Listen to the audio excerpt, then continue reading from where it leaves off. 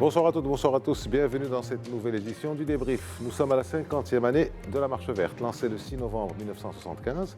Et en cette année de cinquantenaire, le Maroc, faisant fi des manœuvres et même des basses œuvres de ses adversaires, poursuit sa marche, une autre marche, celle du développement des provinces du Sud.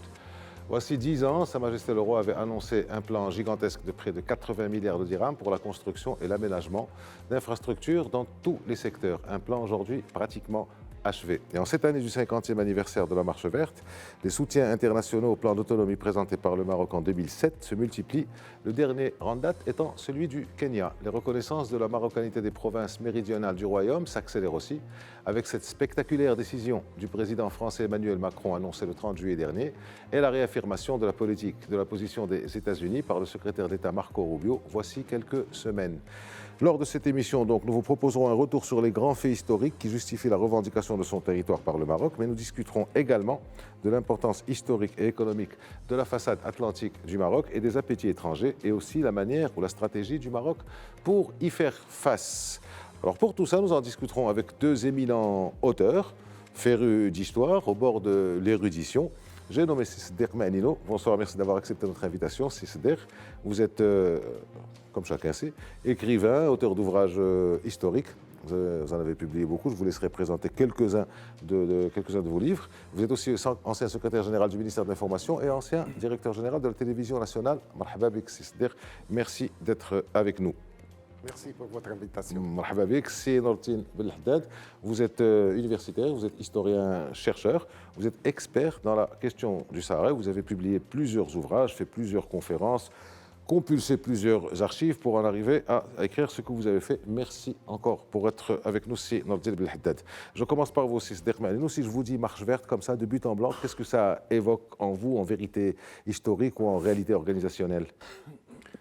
Bon, d'abord, je pense à ce jeune journaliste de la télévision marocaine, invité par Sa Majesté Hassan II pour regagner la ville de Marrakech et présenter un programme quotidien cherchant à répondre aux différentes questions posées par les volontaires, les marcheurs. Je pense à ce jeune journaliste qui se trouve un jeudi 6 novembre 1975 à 10 h du matin sur un véhicule de la gendarmerie royale avec son équipe de tournage chargée de présenter la Marche verte et chargée aussi de faire un reportage qui devait être le début d'une grande manifestation populaire. Je me rappelle qu'il criait, qu'il pleurait et qu'il essayait de traduire ce qui se passait en ce moment-là, en ce moment historique. Et enfin, bien qu'il ne soit pas un sportif, il a marché pendant 5 heures sous un soleil torride pour stopper devant un mur érigé par l'Espagne, derrière lequel se tenait l'armée espagnole. Et là, il a passé 4 nuits en attendant les instructions. Allons-nous avancer? Les Espagnols allaient tirer, on ne savait pas. C'est pour cela, 50 ans après, voilà ce jeune journaliste. Avec nous sur ce plateau. Avec vous sur ce plateau, et vous me permettrez de porter devant vous cette décoration de la Marche verte. J'imagine que vous l'avez reçue avec émotion, que vous la portez avec émotion, portez-la. C'est avec beaucoup d'émotion, pratiquement les larmes aux yeux, que je me remémore cette journée immortelle. C'est la durée, c'est l'événement, c'est la portée de l'événement. Bravo. Allah yarham tous ceux qui y étaient. Oui. Et Allah yajzid tous ceux qui ne sont plus avec nous. Allah yajzid tous ceux qui y étaient et qui sont encore avec nous. Qu'est-ce que ça vous évoque? Même chose. En vérité historique, quelque chose de spontané. Vous étiez là, bien entendu. Bien sûr. Je suis très ravi d'être parmi vous avec une grande figure marocaine, Sisder Manino. Et j'espère être à la hauteur pour donner des éclairations en ce qui concerne l'histoire du Sahara marocain. Je me rappelle, moi aussi, j'étais jeune quand l'annoncement du feu Hassan II pour l'organisation d'un événement historique pour aller jusqu'à le sud ou bien les provinces du sud marocain. Je me rappelle toujours, on avait des larmes aux yeux. on est allé jusqu'à se révolter devant nos familles pour se Pour y participer, pour aller revoir ou bien faire revivre l'histoire de nos ancêtres là-bas au sud du Maroc.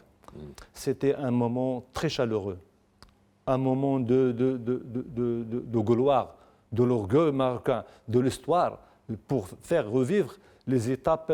Et pour un jeune chercheur qui pratique, je ne dis pas le métier d'un historien, un étudiant, un jeune étudiant à l'université, je me rappelle très bien, et j'étais inscrit dans la direction du branche historique, et je trouve que c'est très, très touchant pour un historien, ou bien un jeune historien, ou bien un jeune étudiant dans la branche de l'histoire, pour aller chercher les preuves, où ça se trouve. Est-ce que c'est vrai? Nous avons raison d'aller là-bas pour récupérer nos provinces. Quelles sont les démarches? Et ensuite, on verra, soi-disant la France ou bien l'Espagne, le rôle administratif, ou bien je dis le rôle du protectorat là-bas, comment ça se passe, la différence entre nous et les jeunes du Sahara marocain. Est-ce qu'il y a une rupture? Est-ce qu'il y a une continuité? Tout ça, ça m'a bouleversé un petit peu et ça m'a poussé d'aller chercher les preuves. Où ça se trouve les preuves?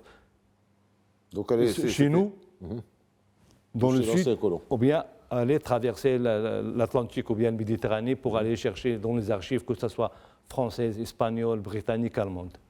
Alors, j'imagine que c'était encore beaucoup plus émouvant de pouvoir faire des recherches sur un sujet événement auquel vous n'avez peut-être pas participé, Bien mais sûr. assisté. Vous Bien étiez sûr. là, moi je m'en rappelle, j'étais petit, Moi je me aussi, rappelle, je ne moi comprenais aussi. pas trop pourquoi les gens Bien sûr. étaient émus, pourquoi les gens pleuraient, pourquoi tout le monde voulait partir vers le sud. Je ne comprenais pas trop, mais après j'ai compris.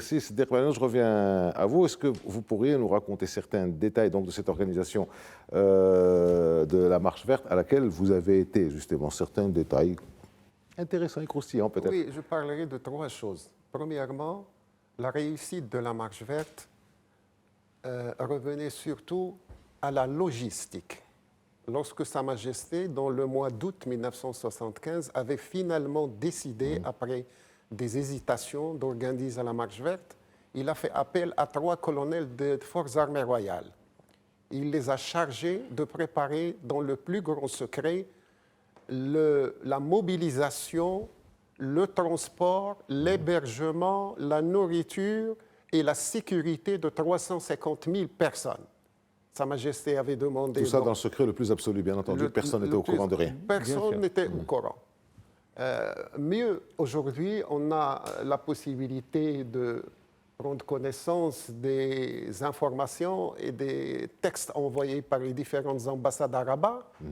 Aucune ambassade, même pas l'ambassade qui se dit ayant des possibilités d'avoir des informations, n'a signalé que le Maroc préparait la Marche verte. Donc, l'organisation d'abord, la logistique.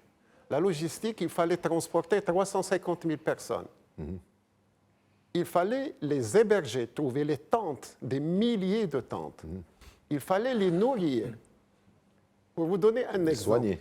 Et soigner les médicaments. Soigner, bien sûr, les médicaments et assurer leur sécurité. Les 350 000 personnes, chacun recevait chaque jour 5 litres de lait. Faites le calcul, combien de milliers de tonnes on avait besoin sur un terrain où il n'y avait ni eau, ni électricité, ni téléphone, ni rien. On était sur un Sahara, un terrain. Il fallait au moins 2-3 pains par jour. Donc 1 million de pains à acheminer. Il fallait mobiliser... Par jour. Il fallait mobiliser des centaines de boulangeries. Les boulangeries d'il y a 50 ans, la meilleure n'arrivait pas à produire 1000 pains par jour. Alors, comment ramasser 1 million par jour? Et comment les acheminer vers le Sahara? Quelquefois à des milliers de kilomètres. Les gens de Nador qui ont pris les camions pour aller au Sahara, c'est 1300 kilomètres à traverser. Donc, il fallait tout négocier, arranger pour qu'il n'y ait pas, par exemple, des centaines de camions qui venaient de Nador télescopé avec ceux qui de Casablanca. Donc, les moments de sortie, la vitesse à suivre, tout ça était organisé. Premièrement, la logistique. Deuxièmement, le secret. Lorsque Sa Majesté a fait son discours le 16 octobre 1975, personne n'était au courant, sauf les ministres qui ont travaillé dans le secret, les gouverneurs qui ont travaillé dans le secret, les hauts gradés de l'armée qui ont travaillé dans le secret, mais vraiment un secret. Et quelques chefs de parti aussi qui ont véritablement eu ça sous le sceau du secret. Exactement. Vous nous avez raconté ça en affoy. Et je raconte quelque chose qui vient de votre oncle, Si Mohamed Bousta, Allah yarhamou. Allah yarhamou jamais. Une fois que je commençais à rédiger mes mémoires, je me suis dit, je sais que le roi a mis au courant pour préparer ça, comme je viens de dire, les ministres, mais les partis d'opposition, il y avait quand même deux grands partis de l'opposition, l'Istiqlal et l'UCFP, Bouabid et Bousta. J'avais des relations, disons, de beaucoup d'amitié et de respect pour Si Mohamed. Je suis allé le voir. Je lui ai dit, Si Mohamed, est-ce que vous étiez au courant lorsque Sa Majesté a annoncé la marche verte? Il m'a dit, oui, j'étais au courant. Comment tu as été au courant? Il m'a dit un jour, Yamouli Ahmed Al-Araqi, qui est ministre des Affaires étrangères, est venu chez moi le soir. Il m'a dit, demain, Sa Majesté vous recevra à 10 heures. Le lendemain, pour faire court, en descendant de ma voiture à 10 heures, je trouve qu'une autre voiture, il y a M. Bouabid qui descend d'une voiture. Donc nous sommes deux, les présidents, les leaders des partis de l'opposition invités par Sa Majesté. Pourquoi? On ne sait pas. Ce qui est étonnant, c'est qu'il m'a dit, il nous a reçus tout de suite. Il nous a amenés, on est descendu des escaliers et on est parti dans pratiquement une cave. Je regardais Bouabid, je lui dis, mais qu'est-ce qui se passe? Il y a que les baisses. C'est grâce ce qu'il est en train de faire, le roi, de nous amener ici. Il les fait rentrer dans une chambre. Il a fermé à clé. Il leur a donné 2 petits cartons. Al-Qassam. Le serment. Le serment. De discrétion. Oui. Pour garder le secret. Et il leur a dit, voilà ce que je fais, voilà ce que je prépare, etc. etc. Alors, curieux comme un journaliste, j'ai dit à Si Mohamed, est-ce que vous gardez le petit carton? Il m'a dit oui. Comme un vrai Marrakchi, il fait sortir son bstam. Il m'a dit... Il l'avait gardé dans son portefeuille. Oui, il m'a dit, je ne l'ai jamais laissé. Il est toujours avec moi depuis 40 ans. Oh, mais attendez, c'est quand même une partie de l'histoire qui est importante. J'ai dit, s'il vous plaît, est-ce que je peux prendre une copie pour la mettre dans mon bouquin? Il m'a dit, d'accord, mais tout de suite, il faut prendre et me le rendre. Ah oui, il ne vous laisse pas. Donc, la deuxième chose, la logistique, le secret, mais je terminerai par dire une mobilisation populaire extraordinaire. Tout à fait. Moi qui ai assisté au retour de Mohamed V, en voyant ces manifestations, cette mobilisation, ce patriotisme, cette résilience, ça m'a fait penser au retour de Mohamed V. Pratiquement, on vivait chaque 40 ans une nouvelle mobilisation et une nouvelle fraternité entre les différentes couches de la société. C'est vrai que, mine de rien, quand on parle de la marche verte, on ne rentre pas trop dans ces détails, on ne réfléchit pas trop à comment faire manger ces 350 000 personnes, comment acheminer ça, comment faire tout ça en gardant le secret. Bien sûr. Surtout en gardant le secret que personne ne parle. Et c'est vrai que quand on a vu les différents rapports des services ou français ou américains qui étaient déclassés, ils n'en parlaient pas, ou alors c'était véritablement entre eux. Et même aussi les voisins, il ne faut pas les oublier. Les Algériens, leurs yeux, ils étaient toujours ouverts en ce qui concerne ce qui se passe dans le Maroc, bien chez les Marocains.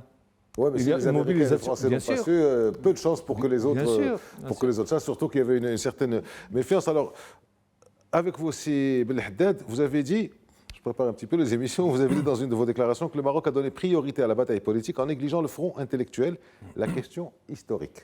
Bien sûr. Alors, qu'est-ce que vous voulez dire par là, au juste? Bien sûr, c'est parce que je dis que la question du Sahara, elle est toujours absente dans les universités, même dans les médias, dans tout ça. Pourquoi? Je ne vois pas qu'on néglige un petit peu, mais la réalité que le dossier du Sahara, ou bien l'histoire du Sahara, elle doit toujours être avec nous, que ce soit avec nos enfants, des collégiens, des lycéens, des magistrats, des profs, même des médecins, tout ça. Et c'est pour ça, tout le temps, je dis, contexte, on va franchir un petit peu les murs pour traverser, que ce soit à la Méditerranée ou bien l'Atlantique, pour aller organiser des colloques avec des intellectuels et des académiciens, des spécialistes, pour un petit peu franchir, que ce soit les portes ou bien les portails de l'université à Paris, à Berlin, à Londres, mais je ne vois pas une délégation des intellectuels ou bien des intellectuels qui accompagnent la délégation officielle du ministère des Affaires étrangères ou bien d'autres instances. Ça me touche un petit peu. Pourquoi ?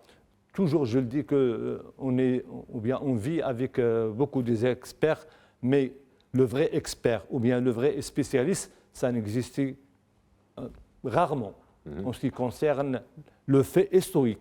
Je parle de quelqu'un qui a faire tourner un petit peu les pages historiques afin de comprendre ou bien pour essayer de revivre l'histoire des anciens sultans du Maroc.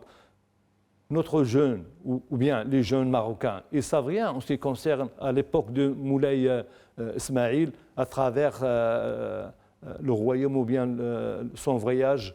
En France, son voyage tout d'abord au pays de Changuit, la Mauritanie actuelle. Il a traversé le Sahara oriental marocain et même les provinces de Sakhi el-Hamra ou Dahab pour arriver jusqu'à Changuit pour se marier avec Khonata bint Bekkar. Toujours, on laisse tomber un petit peu des détails illumineux. Est-ce que excusez-moi de vous couper, Sidi Belhaddad, est-ce que c'est véritablement documenté sur les différentes phases de l'histoire du Maroc, documentées sur les questions personnelles, sur les questions privées, sur les coulisses, Bien sûr. Parce que c'est à partir parfois des détails qu'on peut comprendre les grandes choses. Bien sûr, mais si on Donc il y a tout ce qu'il faut. Bien sûr, si on suit les petits détails, on arrive à des phases historiques très lumineuses. Comment, je dirais, la défaite d'Isli et la délimitation des frontières. La Lamrania. Les gens ne savent rien. Est-ce que vous croyez que le sultan marocain Moulay Abdelrahman il a refusé de signer le traité? Il ne voulait pas. C'est une partie, ou bien faisant l'intégrité du territoire marocain. Vous n'avez pas le droit de signer ou bien de toucher les frontières que nous relions avec... C'était juste avant la bataille d'Isli avec le maréchal Bugeaud. Oui, c'était en 1844. 44, la convention de Tanger. Et après, la convention de l'Alamrinia. Et la présence du pouvoir central, la période, le règne de Sultan Moulay el-Hassan. Comment il a choisi le Cheikh Mal Aynain pour le désigner comme khalifa du sultan? C'est parce qu'il y avait des relations entre le pouvoir central ou bien le sultan et ses sujets au Sahara marocain. Mais pour revenir à la marche verte, pour revenir sur le front intellectuel de la question du Sahara marocain, je parle sous votre contrôle à tous les deux. Est-ce qu'il n'y a pas eu 3 ou 4 phases? La première phase, c'était la phase militaire, violente, brutale, qui a duré jusqu'au cessez-le-feu. Et puis après, ça a été la phase diplomatique, qui a duré peut-être jusqu'en 2016, 2017, 2018, où l'affaire a commencé, notre cause a commencé à accélérer. Et puis le front intellectuel, parce que j'ai l'impression, j'ai le sentiment qu'il y a de plus en plus de livres qui sont écrits sur la question du Sahara marocain depuis à peu près 6, 7, 8 ans, que ce soit des Marocains ou des étrangers, à commencer par vous. Oui. Mais je dirais toujours, on a toujours besoin des études approfondies. Je parle toujours de côté académique et scientifique. Je ne parle pas comme ça qu'on traite le sujet du Sahara par citoyenneté ou bien par curiosité, mais avec une recherche scientifique. Voilà. C'est-à-dire qu'il faut aller chercher les arguments, que ce soit à Paris, à Berlin, à Londres, à Washington. C'est pour ça qu'on a des relations qui nous proposent toujours d'aller là-bas chercher. C'est parce que le Sahara marocain a été discuté, que ce soit avec Moulay Mohammed III, Sidi Mohammed Ben Abdallah, avec la reine de la Russie, Katrina, avec le roi de la Suède. La tsarine Catherine de Russie, vous parlez de tsarine Catherine de Russie. Avec Carlos XIII ou bien 14 ou 15 avec les Français, Louis XV. Mais tout ça, ça ne se trouve pas chez nous, ça se trouve là-bas. On n'a pas encore récupéré les archives. C'est Les archives sûr, ça. historiques. Et surtout, je parle des archives de Nantes ou bien les archives de Château de Vincennes. Là-bas, il y a une grande manifestation en ce qui concerne la recherche scientifique pour faire sortir la vraie historique des relations qui relient entre le pouvoir central et ces sujets, que ce soit à Oued Dahab, Sakin Hamra et même sur Ain Salah, Gourara, Il reste encore beaucoup de choses à faire effectivement à ce niveau. Alors je reviens donc en 75 et après avec vous. Comment se passaient les négociations avec le monde occidental, enfin les anciens colons, les Européens, et aussi au niveau de l'ONU pendant cette marche? Il devait y avoir des contacts internationaux certainement pour expliquer. Pendant cette marche, il faut dire que Sa Majesté s'est déplacée de Marrakech à Agadir. J'étais présent à Marrakech, mais pendant qu'il était à Agadir, moi j'étais sur le front. On était mal informés puisqu'il n'y avait pas des moyens de communication, mais on suivait par les radios étrangères ce qui se passait à Agadir. On savait qu'il y avait des négociations avec les Espagnols, on savait qu'il y avait des pays amis qui faisaient pression sur les Espagnols. On savait aussi que l'Espagne traversait un moment historiquement très difficile. Le général Franco, qui a gouverné pendant plus de 30 ans, était dans le coma. Donc, il ne pouvait pas prendre une décision. Je ne sais pas quelle décision aurait-il pris s'il était vivant. Juan Carlos n'était pas encore roi. S'il était conscient, parce qu'il était vivant, mais bon, il était pratiquement dans le coma. C'est-à-dire dans le coma. On se rappelle que les Marocains avaient peur qu'il y ait un ordre de tirer sur les marcheurs, des marcheurs désarmés. Oui. Exactement. Et puis, Juan Carlos n'était pas encore roi. Il était prince héritier, c'est un ami du Maroc, il communiquait beaucoup avec Hassan II, mais il devait, pour l'opinion publique espagnole, taper sur la table. C'est pour cela qu'il a fait ce fameux voyage à l'Ayoun, et ce fameux discours à l'Ayoun, et ce fameux défilé militaire à l'Ayoun. C'était pour nous, qui étaient à quelques kilomètres de l'Ayoun, pratiquement une provocation. Mais le même jour, au moment où il décollait de l'Ayoun pour rejoindre Madrid, il y a un avion qui venait de Las Palmas avec Khatri Ould Saïd Jemmani, sur lequel les Espagnols ont misé pendant très longtemps. Il est venu, il a été reçu par le roi. Il faut rappeler c'est un signe pratiquement unique dans l'histoire du Maroc, en tous les cas de l'histoire récente du Maroc. Le roi a enlevé son burnous et il a posé le burnous sur les épaules de Khatri Ould Saïd. Dans l'histoire du Maroc, dans les signes de la royauté, de la monarchie, c'est une protection. Vous êtes sous ma protection. Vous représentez les habitants du Sahara, donc moi, je vous protège. Et de là est venue l'idée « Al-Watanu Ghafourun Rahim ». Alors, à un certain moment, il n'y avait pas d'autre solution que de trouver une solution. Ou bien les Espagnols allaient tirer sur la foule, c'était un massacre. C'était un massacre. Ou bien tout le monde avait peur de ça. Il fallait trouver une solution. Et je pense que Sa Majesté a eu cette politique, cette intelligence de ne pas humilier l'armée espagnole. Nous sommes rentrés 20 kilomètres. On a resté 4 jours. Et le discours d'un dimanche à 9h du soir, le 9 novembre, c'était le plus grave discours, le plus difficile qu'a prononcé Hassan II. Pourquoi? Parce qu'il nous a demandé, messieurs, prenez vos bagages et retournez. Et moi, j'étais sur place. J'ai vu des gens pleurer. J'ai vu des gens rouspéter. Mais ils sont retournés. Oui. Et je raconte toujours une histoire. Les autres. Et je raconte toujours l'histoire d'un vieux venant de Tafilelt qui est venu me voir et il m'a dit « Simanino, qu'est-ce qui arrive à Sa Majesté ?» J'ai dit « Rien ». Il m'a dit « C'est pas possible.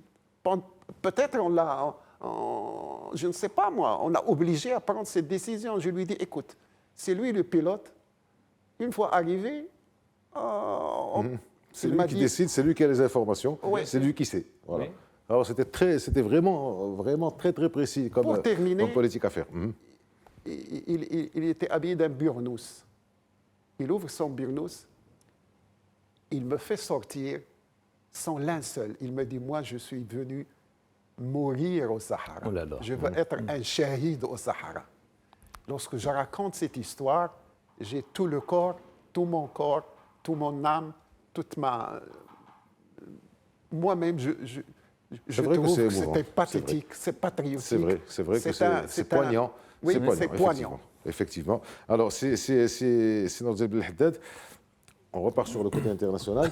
À ce moment-là, donc sur toute l'année 75, il y avait une discussion au niveau de la Cour internationale de justice. D'accord, oui. Quels avaient été, à ce moment-là, l'arrêt a été rendu à un moment que la marche verte, la date m'échappe, 6 novembre, Le 16. le 16 novembre, voilà. Le 16 octobre. Le 16 octobre, pardon. 16 octobre. Donc, quels étaient les arguments qui étaient développés par le Maroc à la CIJ et quel a été l'arrêt de la CIJ?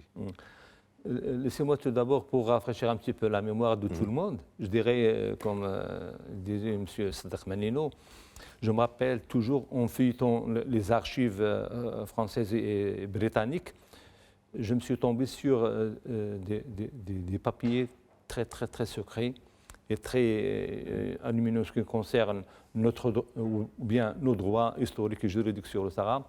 Je me rappelle en 1974, Khatri Ould Saïd El-Joumani, Allah yarhamou, il a été convoqué par le général Franco. C'était un an avant qu'il aille là-bas. Il lui disait, le chef de l'Assemblée sahraoui, M. El-Joumani, j'aimerais bien savoir votre position en ce qui concerne. J'ai quelques doutes que le Hassan II prépare quelque chose. Et mes renseignements disent que j'aimerais bien savoir votre devoir. Est-ce que vous pouvez donner une aide à l'armée espagnole si le Hassan II Il se doutait de quelque chose, Franco. Oui. Finalement, il y avait le secret qui était bien tenu, mais Bien il se doutait de quelque Bien chose, sûr, Franco. il se doutait. Entre parenthèses, pourquoi il se doutait? Parce qu'il voyait que des dizaines, des centaines de Des camions centaines, oui. amenaient et la farine, et de l'huile, et de l'eau à une population qui était... Il n'y avait pas encore de marche verte, il n'y avait rien. Il y avait Donc lui, rien. il voyait Donc, ça, il se doutait disait, qu'il y a bon, il quelque faut bien chose. que ça serve. Mais Ce qui confirme ce que vient de dire notre ami. le espion, il était là-bas, il était même chez nous. Mais au Sahara, il y a quelque chose qui fait se bouger un petit peu au-dessus de l'armée espagnole ou bien l'armée française, même les renseignements britanniques et américains. La réponse, ou bien la fameuse réponse du Khatri Ould-Joumani, il lui disait, Monsieur le Président, on ne peut pas amener les armes devant nos frères et nous sommes des Marocains. Et le roi Hassan II, ça nous relie avec lui des actes d'allégeance d'après nos ancêtres avec leurs ancêtres. Il lui dit, ça y est, maintenant, vous pouvez sortir. Il a compris comment Il a arrêter compris, Noël. il a compris. Hein. Même ça, c'était une année avant la déclaration de la marche verte. Revenons sur le fait juridique en ce qui concerne le dossier qui a été posé par les Marocains devant la Cour. Les Algériens disent maintenant, où sont-ils les Marocains au Sahara avant 1975? Est-ce qu'il y avait des Marocains là-bas, oui ou non? La brève réponse, je dirais moi comme un historien, un spécialiste, qu'il faut bien remonter des siècles, afin de revivre les relations bilatéraux qui relient l'État marocain avec ses sujets, que ce soit à Tindouf. Donc non seulement la réponse est oui, mais elle remonte à plusieurs siècles. Bien sûr, mais il faut, c'est une tâche très difficile. Au sentier que je vous rappelle toujours, les archives, la documentation, ça ne se trouve pas chez nous. J'étais obligé d'aller là-bas chercher, que ce soit à Madrid ou bien à Paris. À Madrid, ils ont refusé d'ouvrir leurs portes. Ils m'ont dégagé. Non, tu n'as pas le droit de demander de savoir quelque chose en ce qui concerne le Sahara. Bon, Et je me rappelle, c'était en 1983, quand j'ai pris ma licence ici, j'avais juré d'aller là-bas en France pour faire un petit peu revivre l'ère glorieuse de nos ancêtres en ce qui concerne la vraie histoire du Sahara marocain. Je me suis inscrit premièrement à Lyon, université de Claude Bernard. Et un jour, je me suis disputé avec l'encadrant, je me rappelle toujours son nom, c'était un historien français. Il a refusé de me faire inscrire le sujet, la recherche sur la perception d'histoire occidentale. Je dis non, aux Marocains, non, tu n'as pas le droit de dire Marocain ici chez nous. Pourquoi? C'était en 84, 83, 84. 83, exactement.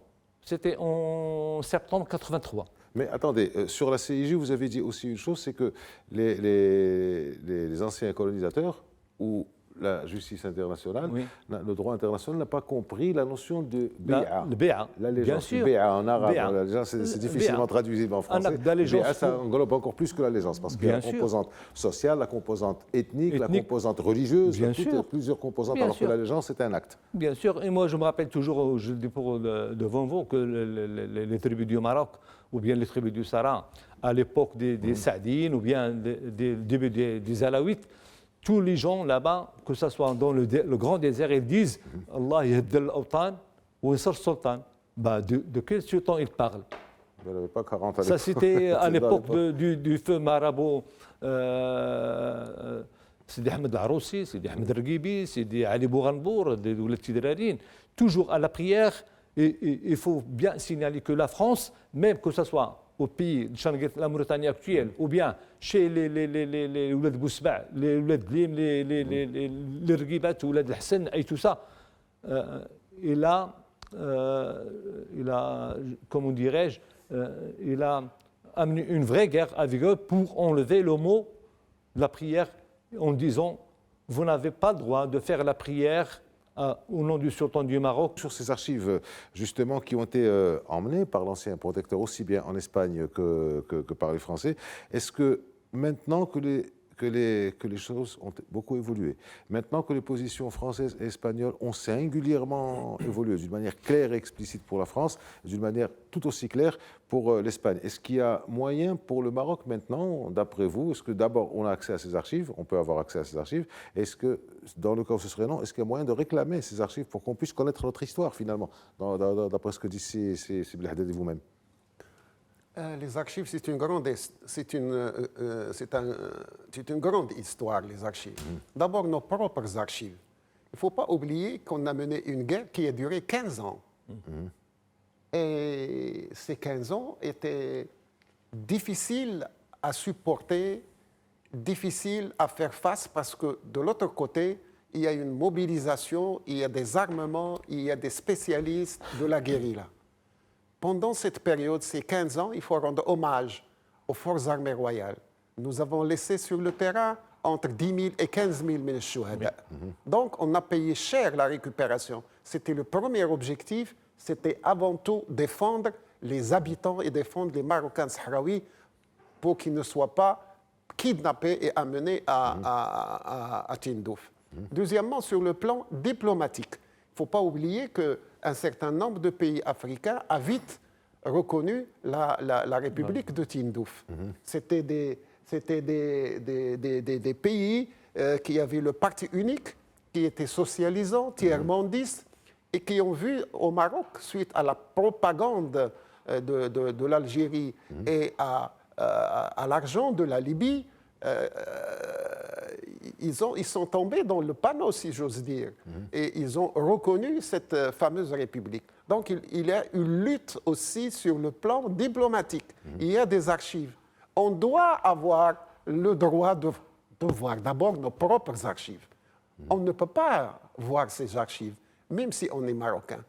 Et puis, il y a le côté politique. Il y a le côté de développement auquel vous avez fait allusion tout à l'heure. Là, on a des archives et on peut voir sur place les réalisations extraordinaires que le Maroc est en train de faire et que Sa Majesté donne une importance très importante, une importance primordiale dans sa politique de développement du Maroc. Les archives en France, on a récemment annoncé que la France a décidé, le président Macron a décidé un retour de ces archives au Maroc. Ce n'est pas encore fait, mais il y a déjà une prédisposition, une bonne volonté et une annonce. Et je pense que les spécialistes marocains, dont notre ami, vont suivre cette affaire et essayer de récupérer d'abord ce qui existe en France, puis sans doute en Espagne. Il ne s'agit pas simplement d'archives qui datent depuis 50 ans, 60 ans. Moi, en préparant un livre sur le sultan Moulay Ismaïl, je me suis rendu compte que la documentation sur les relations entre les deux pays existe en France, mais n'existe pas au Maroc. Oui. Ces archives, on doit les récupérer aussi. Mais légalement, est-ce qu'ils sont tenus, les Français, alors pour la période 1912-1956, ils sont théoriquement tenus, ne serait-ce que moralement et éthiquement, sans compter juridiquement, à nous restituer nos archives. Mais les archives historiques qui leur appartiennent, des relations entre le Maroc et la France sur les siècles d'avant, ou même les relations qu'il y a eu entre Moulay Ismaïl et Louis XIV, ils ne sont pas tenus de nous les donner. Ils peuvent nous laisser les consulter, mais ça leur appartient. Oui. On ne demande pas, on leur demande pas de nous donner les vrais. Les vrais. Ah, de laisser compulser. On nous demande de laisser consulter, de prendre des photocopies, de travailler dessus. Oui. C'est tout ce qu'on demande. Est-ce qu'on l'a fait? Oui. Bien Parce que sûr, Catherine de Russie, je suppose que les Russes ne vont pas nous dire non pour Bien les sûr. archives. Ils ont moins de... Et même les Britanniques, jusqu'à maintenant, je m'excuse pour la rupture, les Britanniques ils sont toujours, ils disent rien. Et c'est eux le premier pays qui a colonisé le Sahara. Ce n'est pas la France ou bien l'Espagne, c'est la Grande-Bretagne. Il a passé une vingtaine d'années à Trafaya. Voilà, au niveau littoral. moi, j'ai pu récupérer une centaine de documents, notamment une lettre extraordinaire de Moulay Ismaïl. Pour vous dire la joie que j'ai eue lorsque j'ai eu cette lettre, sans doute notre ami la connaît, il écrit à Louis XIV. Il lui dit « Je sais que vous êtes en difficulté et je suis prêt à vous envoyer une armée pour vous soutenir. » Bien sûr. Ouais. Figurez-vous, au XVIIe siècle... C'était à quelle date, ça? Au XVIIe siècle, dans les à la années... fin. Exactement, 1600. 1699. 1699, Louis XIV avait de très sérieux problèmes avec Louis XIV. l'Autriche-Hongrie, avec les Hollandais. Louis XIV. Et Louis XIV, oui, et les Il Espagnols. avait Le des difficultés. soleil. Et une fois que le sultan du Maroc a eu connaissance de ces difficultés, vu leurs relations, bien que ce n'était pas des relations d'amitié, c'était une relation un peu tirée. Pendant 50 ans, Bien sûr. on n'est pas arrivé à avoir un document qui réglait les relations entre les deux pays. Malgré ça, figurez-vous que le sultan du Maroc, au XVIIe siècle, écrit au roi Soleil, lui dit « Je sais que vous êtes en difficulté, je suis prêt à vous envoyer des cavaliers marocains pour vous soutenir. » Il a refusé Louis XIV. Il a répondu un an après avec 2 lignes.